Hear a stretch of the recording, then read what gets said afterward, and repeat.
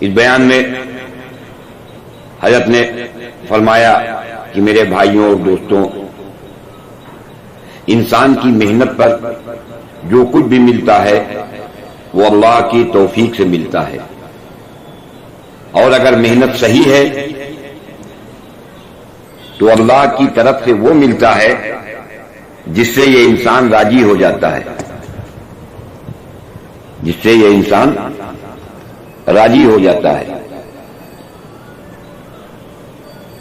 اور ہر طرح سے اللہ رب العالمین اس کو کامیابی عطا فرماتے ہیں۔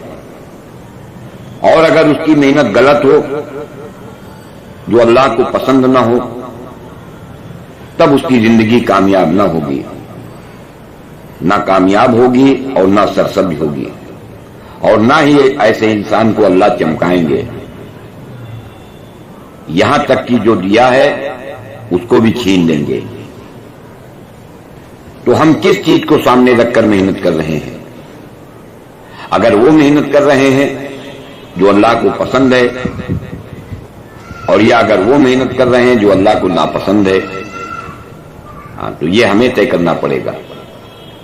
اللہ نے زمین کو بنایا ہے، لیکن اس زمین کو قیمتی نہیں بنایا، اور اس زمین کے اوپر و اندر اور نیچے جو کچھ بھی مادیات ہیں، اللہ کی نگاہ میں ان کی کوئی حیثیت نہیں، اس لیے کہ حضور صلی اللہ علیہ وسلم نے فرمایا کہ یہ دنیا مردار ہے اور اس کے چاہنے والے کتے ہیں۔ اگر اللہ کے نزدیک دنیا کی قیمت ایک مچھر کے پر کے برابر بھی ہوتی تو اللہ پاک کسی کافر کو ایک گھونٹ پانی بھی نہ دیتے۔ اللہ جل جلالہ امن والہ نے یہ انسان جسے اشرف المخلوقات بنایا ہے، اس انسان کے اندر ایسے اوصاف رکھے ہیں کہ بعض صفات کی وجہ سے انسان ترقی کرتے کرتے اتنے بلند مرتبے تک پہنچ جاتا ہے کہ فرشتے بھی اس مرتبے کو نہیں پا سکتے۔ اگر انسان کی محنت حضور صلی اللہ علیہ وسلم کے طریقے کے مطابق ہو تو اللہ جل شانہ ان صفات کی وجہ سے اسے فرشتوں سے بھی بڑھا دیتے ہیں، بلکہ فرشتوں کو حکم دیتے ہیں کہ اس کی حفاظت کرو، اس کی مدد کرو۔ تو فرشتوں کو حاکم نہیں بنایا، بلکہ حضور صلی اللہ علیہ وسلم کے طریقے پر محنت کرنے والوں کا محکوم اور خادم بنایا ہے۔ اللہ نے انسان میں ایسی صفات رکھی ہے، جب اس صفات و کمالات کو حضور صلی اللہ علیہ وسلم کے طریقے کے مطابق جب یہ خرچ کرتا ہے تو پھر اس کے درجات بلند ہوتے ہیں۔ زمین پر سب سے قیمتی چیز کیا ہے؟ تو زمین پر سب سے قیمتی چیز وہ ہدایت ہے۔ اب رہی بات کی ہدایت کیا ہے، تو ہدایت وہ نور ہے جس کی روشنی میں انسان کو اللہ کے حکموں و نبی کے طریقوں پر نفع دکھائی دیتا ہے، اور اس کے خلاف پر اسے نقصان دکھائی دیتا ہے۔ اس روشنی کا نام ہدایت ہے، اور دل کی یہ روشنی ہمیں نماز سے حاصل ہوتی ہے۔ اب اگر نماز ہی نہیں ہے تو روشنی کہاں؟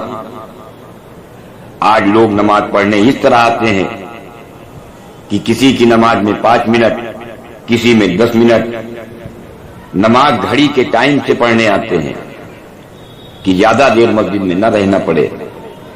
اب اگر کسی دن امام نے نماز لمبی کر دی تو پھر امام کی مصیبت ہو گئی، پھر اس سے بحث کرتے ہیں کہ آپ نے لمبی نماز کیوں پڑھائی، ہم ڈیوٹی والے لوگ ہیں، مختصر کر کے پڑھایا کریے۔ میرے بھائیوں اور دوستوں، سارے مسائل کے حل کے لیے ہی اللہ نے نماز دی ہے۔ خدا کی قدرت سے فائدہ حاصل کرنے کا نام نماز ہے۔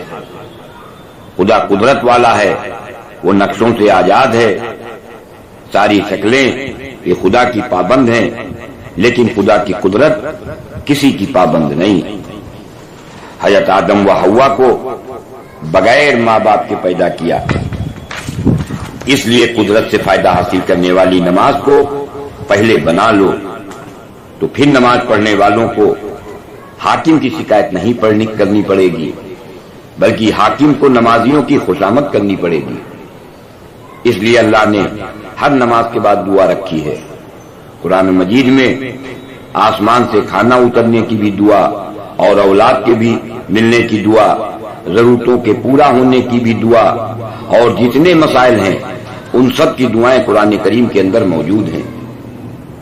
آج اگر کسی کے گھر میں فاقہ ہو اور تم اسے سورہ واقعہ پڑھنے کی ترغیب دو کہ گھر میں سورہ واقعہ پڑھنے سے فاقہ دور ہو جائے گا، پھر اس نے گھر جا کر سورہ واقعہ پڑھا لیکن فاقہ دور نہ ہوا، تو کیوں فاقہ دور نہ ہوا؟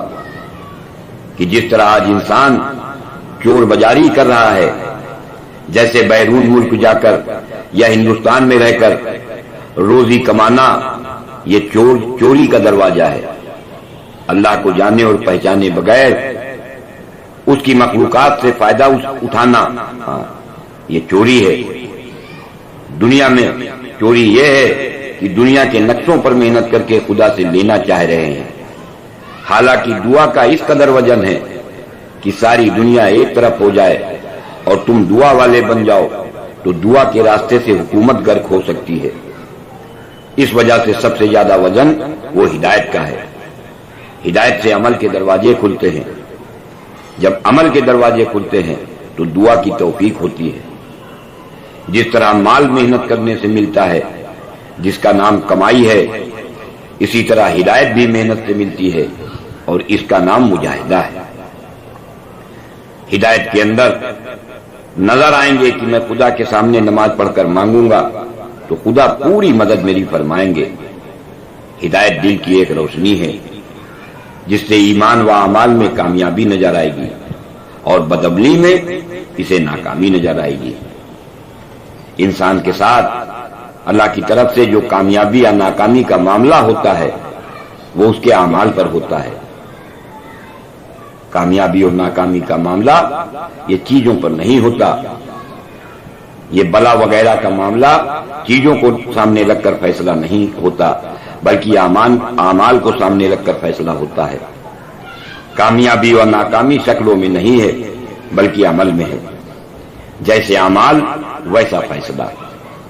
اللہ کا منشا یہ ہے کہ اے میرے بندوں، اگر میرے پاس تم وہ عمل بھیجو گے جس میں میں خوش ہوتا ہوں تو میں تمہارے پاس وہ حالات بھیجوں گا جن سے تم خوش ہو جاؤ گے، اور اگر تم میرے پاس وہ اعمال بھیجو گے جن سے میں ناراض ہوتا ہوں تو میں تمہارے پاس وہ حالات بھیجوں گا جن کو تم نہیں چاہتے ہو۔ اگر انسان اعمال پر جم جائے تو پہلی کامیابی عملوں پر دنیا میں آئے گی اور دوسری کامیابی اسے آخرت میں ملے گی۔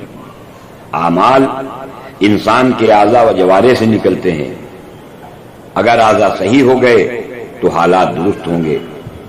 اعمال کی محنت پر ہمیشہ ملے گا اور ملتا رہے گا۔ انبیاء علیہ السلام اسی وجہ سے آئے کہ انہوں نے سر سے پیر تک کے اعمال پر محنت کرائی، اور سارے انبیاء انسان کا رخ موڑنے کے لیے ہی بھیجے جاتے تھے۔ انبیاء علیہ السلام دو چیزوں کو سامنے رکھ کر اپنی محنت کرتے تھے کہ پہلا کلمہ اور پھر نماز، جس کے متعلق آج لوگ کہتے ہیں کہ یہ کام تو کلمے و نماز کا بڑا اچھا ہے، لیکن صرف نماز سے کیسے کام چلے گا؟ اور یوں کہتے ہیں کہ خالی نماز سے کیا ہوگا، اس کے ساتھ اور بھی تو کچھ کرو، کیونکہ پیٹ کا بھی مسئلہ ہے۔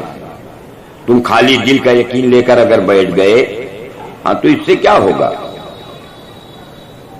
ارے گدھے، دل بھی جب ہے جب پیٹ ہے، حالانکہ دل پیٹ سے ہے، پیٹ دل سے نہیں ہے، یہ حقیقت ہے، اور لوگ دھوکے میں ہیں۔ یہ سمجھتے ہیں کہ دل پیٹ کی وجہ سے ہے، حالانکہ پیٹ یہ دل کی وجہ سے۔ آج کھانے کی طرف سے جتنا وجرا حریص ہیں اتنا کتا بھی حریص ہے۔ یہ کھانے کے لیے کتوں کی طرح مارے مارے پھرتے ہیں۔ جن اعمال سے آخرت کے مسئلے حل ہوتے ہیں انہی اعمال سے دنیا کے مسائل بھی ٹھیک ہوتے ہیں۔ اس لیے سب سے پہلا عمل وہ کلمہ و نماز ہے۔ اگر یہ ٹھیک ہے تو سب ٹھیک ہے، اور اگر یہ بگڑا تو سب بگڑ جائے گا۔ جس کا پیالہ ہوتا ہے اسے اختیار ہوتا ہے کہ اس کے اندر وہ جو چاہے ڈالے۔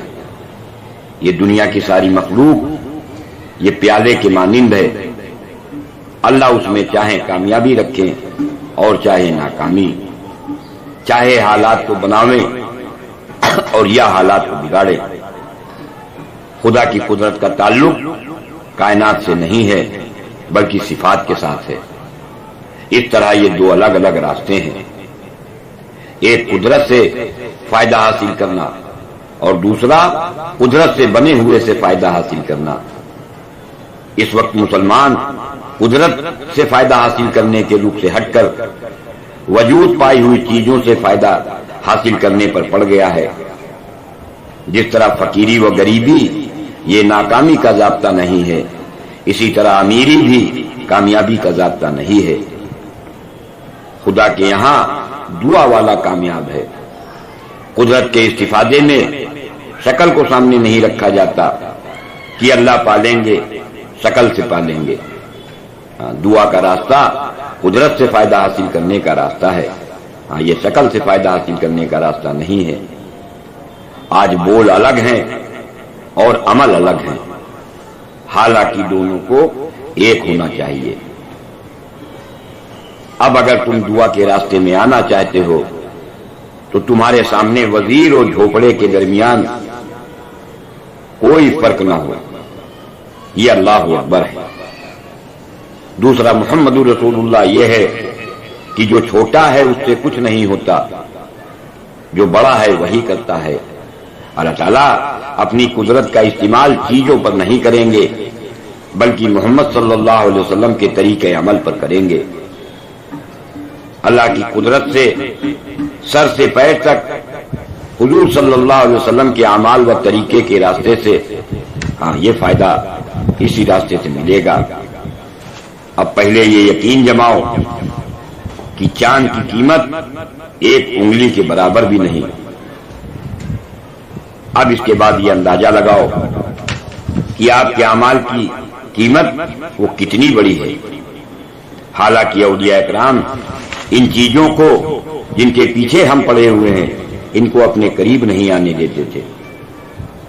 اللہ کی قدرت سے فائدہ حاصل کرنے کے لیے چیزوں سے یقین ہٹا کر محمد صلی اللہ علیہ وسلم کے طریقے پر فائدہ حاصل کرنے کا یقین بنانا ہوگا۔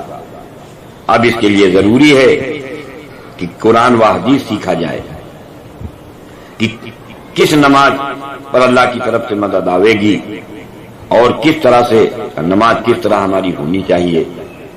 پھر نماز کی شکل کو سیکھا جاوے کہ کس طرح نماز ہوتی ہے، اس کا نام مسائل ہے۔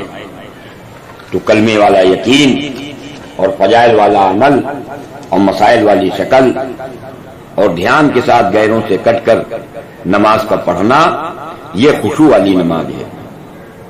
اس میں اللہ کا دھیان ضروری ہے۔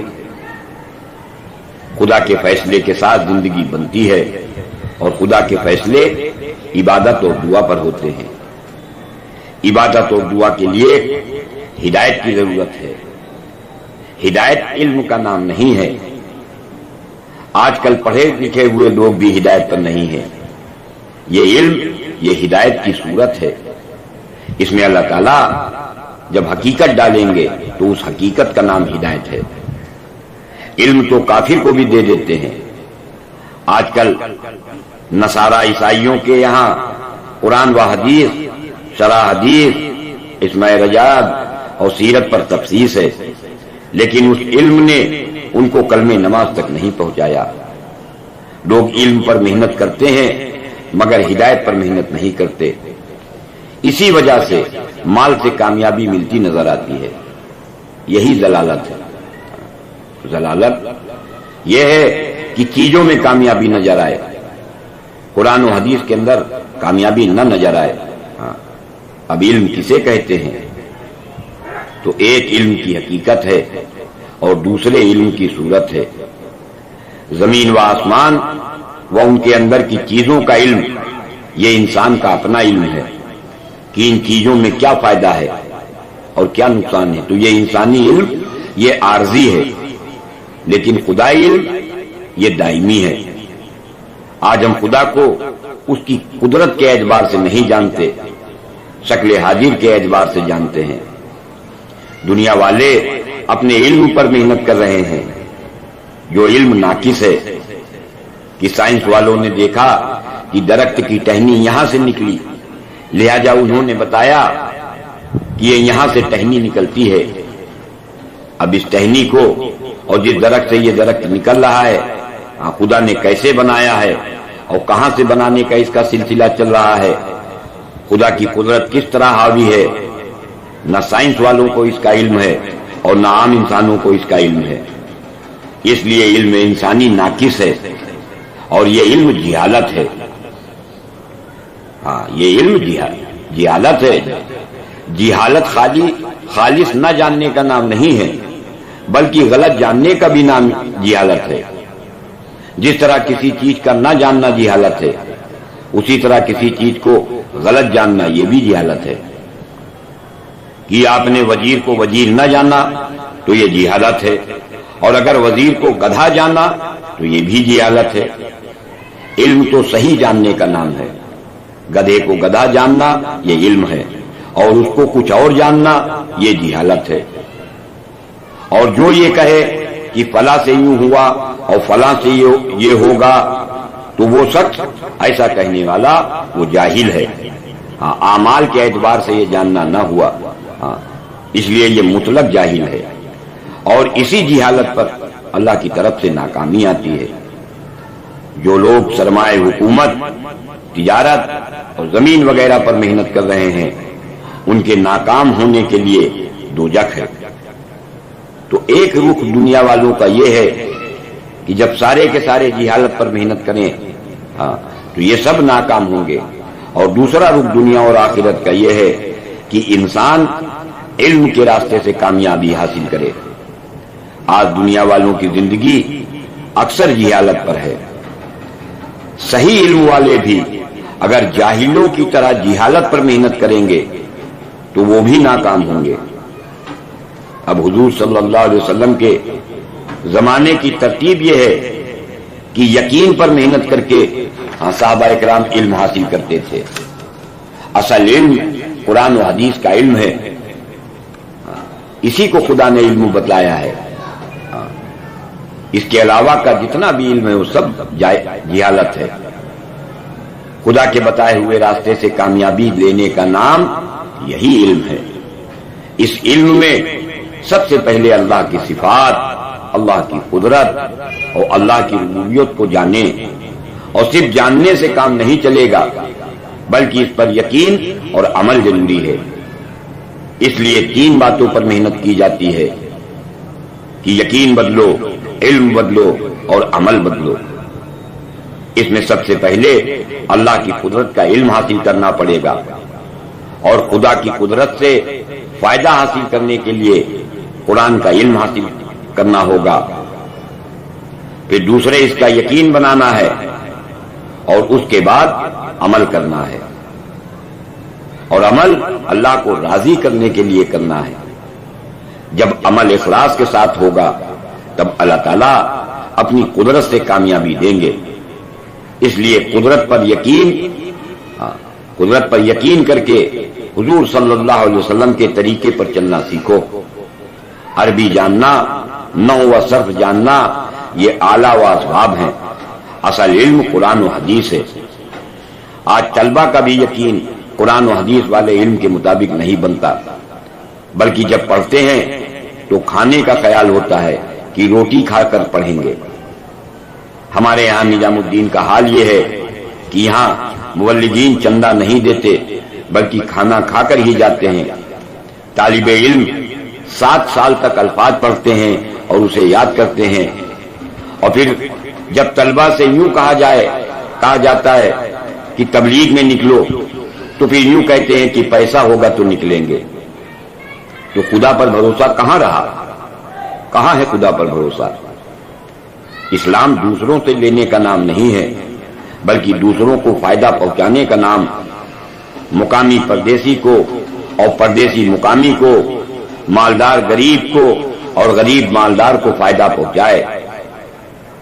انسان کا مزاج لینے کا ہے اور جوڑ جوڑ کر دینے کا ہے، جبکہ اللہ جل شانہ نے فرمایا کہ دینے والا میں ہوں، تو 100 لگا دے گا تو میں 1000 دوں گا، تو کروڑ لگائے گا تو میں اربوں دوں گا، تیرے پاس جو کچھ ہے وہ دے دے تو میں تجھے سب کچھ دے دوں گا، تیری ساری ضرورت پوری کر دوں گا۔ جب اللہ سے لینے اور بندوں کے دینے کا ذہن بن جائے تبھی آپس میں جوڑ ہوگا۔ دوسروں کو فائدہ پہنچانے کا نام یہ اخلاق ہے۔ اخلاق 3 چیزوں کے مجموعے کا نام ہے کہ مخلوق کو تکلیف سے بچانا اور خندہ پیشانی اور ہسمکھ چہرے سے ان سے ملنا اور ان پر مال وغیرہ خرچ کرنا، ان پر مال وغیرہ خرچ کرنا۔ اس طرح ایک کارخانہ عبادت ہے، اس کارخانے کا نام اخلاق ہے۔ اخلاق اس وقت آئے گا جب عبادت آ جائے۔ اگر ایسی نماز ہو جائے کہ ہر مسئلے کا حل ہو جائے تو آپ کو یہ فکر ہوگی کہ ہم انسان کو فائدہ پہنچائیں تاکہ اللہ کی طرف سے ہمارے لیے آمد کا راستہ کھل جائے۔ اس لیے بلا تفریق مجہد اپنی جان و مال سے دوسروں کو فائدہ پہنچاؤ تو کامیاب ہوگے۔ اب 2 ہاتھ پھیلائیں گے، ایک خدا کی طرف لینے کے لیے اور دوسرا مخلوق کی طرف دینے کے لیے۔ خواجہ معین الدین چشتی اجمیری رحمت اللہ علیہ اور حضرت نظام الدین اولیاء رحمت اللہ علیہ کی طرف لوگ کھینچنے والے بنے۔ یہ اس وجہ سے کھینچنے والے بنے کہ انہوں نے خالق سے لے کر مخلوق پر لگایا، انہوں نے اپنی اولادوں پر نہیں لگایا بلکہ ساری مخلوق کو انہوں نے فائدہ پہنچایا ہے۔ آج پورا ملک ان سے عقیدت و محبت رکھتا ہے۔ لوگ سمجھتے ہیں کہ خواجہ معین الدین اور نظام الدین اولیاء کی ذات کی بات تھی، تو یہ ان کی ذات کی بات نہیں تھی۔ بات صرف یہ ہے کہ انہوں نے اپنے کو اسلام پر ڈھال لیا تھا اور ہم اسلام پر اپنے آپ کو ڈھال نہ سکے، اس لیے ہم وہ چمک گئے اور ہم نہیں چمکے۔ ولی وہ ہے جو ہر ایک کی خدمت کرے اور اپنے کو پست سمجھے۔ حضرت مجدد الفسانی رحمت اللہ علیہ نے فرمایا کہ میں تو اپنے کو کتے سے زیادہ ناپاک سمجھتا ہوں، تو یہ تواضع کی حد ہے۔ تمام ولی تواضع میں حضور صلی اللہ علیہ وسلم کا مقام نہیں پا سکتے۔ آپ نے اپنی امت کو یہی سبق دیا ہے، اسی کی تعلیم دی ہے کہ روم جاؤ اور فارس جاؤ لیکن اپنے کو بڑا نہ سمجھو۔ آج حالت یہ ہے کہ تبلیغ میں 3-4 مرتبہ نکل جاتے ہیں کہ میں سب کچھ سمجھ گیا، حالانکہ یہ شیطان کا بھائی بن گیا اور شیطان کا بھی بڑا بھائی بنا ہے۔ اب اگر آدمی خوب دعوت دیتا رہے اور خوب کام کرتا رہے اور آخر میں یہ کہے کہ اے اللہ میں تو بہت ناپاک ہوں، میں تو بہت کمزور و پست ہوں، مجھ سے یہ بھلا کہاں ہو سکتا ہے، میں نے بھلا یہ کہاں کیا، ایسے سوچتے سوچتے نفس پر اپنی قابو پاتا رہے تو پھر اللہ تعالیٰ کی طرف سے اس کو بلندی نصیب ہوتی ہے۔ اب کرنا یہ چاہیے کہ یہ سوچو کہ میں تو کچھ کر ہی نہیں سکتا، کرنے والی ذات تو اللہ ہی کی ہے۔ آج سب سے بڑی خرابی یہی ہے کہ تبلیغ کرنے والا تبلیغ نہ کرنے والوں کو یہ کہتا ہے کہ میں نے یہ کیا اور میں نے یہ کیا، اس کو حقیر و ذلیل سمجھتا ہے۔ حالانکہ ہو سکتا ہے کہ موت سے پہلے وہ بھی تبلیغ کرنے میں لگ جائے اور اسے بھی توبہ کی نصیب ہو جائے اور اس کی توبہ خدا کو پسند آ جائے اور وہ بلند مقام پر پہنچ جائے۔ خدا کی راہ میں توجہ زیادہ پیدا ہوتی ہے، کیونکہ خدا کی راہ میں توجہ کے اسباب یہ زیادہ ہوتے ہیں، اور مقام پر تکبر کے اسباب زیادہ ہوتے ہیں۔ اس لیے گھر پر رہ کر تواضع پر آنا یہ مشکل ہے۔ اس راستے میں توجہ کی مشق ہوتی ہے، تکبر اپنے اندر سے نکلتا ہے۔ بڑا تو خدا ہی ہے۔ حضور نے انا اکبر نہیں کہا کہ میں سب سے بڑا ہوں، بلکہ اللہ اکبر کہا ہے۔ اور اللہ سب سے بڑا ہے۔